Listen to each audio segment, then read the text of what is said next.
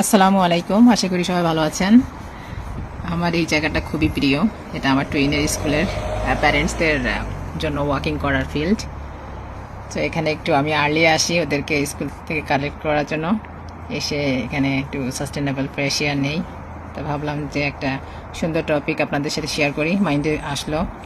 টপিকটা হচ্ছে, আমার অনেক ফলোয়ার যারা আয়ারল্যান্ডে নতুন জেনারেল এমপ্লয়মেন্ট পারমিটের আন্ডারে আছেন, তাদের প্রশ্ন যে পারমিটটা কখন রেনিউ করা সবথেকে বেস্ট। তো তাদেরই প্রশ্নের উত্তর দেওয়ার চেষ্টা করব এই শর্ট ভিডিওতে।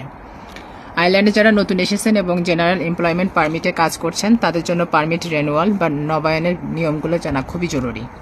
আয়ারল্যান্ডের ডিপার্টমেন্ট অফ এন্টারপ্রাইজের নিয়ম অনুযায়ী আপনার বর্তমান পারমিটের মেয়াদ শেষ হওয়ার ঠিক 4 মাস আগে থেকে আপনি রেনুয়ালের জন্য আবেদন করতে পারবেন। তবে যদি কোনো কারণবশত দেরি হয়ে যায়, মেয়াদ শেষ হওয়ার পর সর্বোচ্চ 1 মাস পর্যন্ত সময় পাবেন আবেদন জমা দেওয়ার জন্য।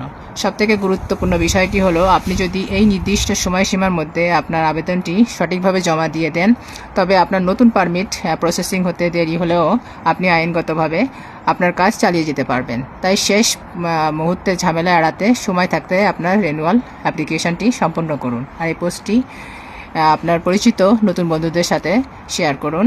আপনাদের যদি কোনো প্রশ্ন থাকে অবশ্যই কমেন্টে জানাবেন। সবাই ভালো থাকবেন। আল্লাহ হাফেজ। আসসালামু আলাইকুম।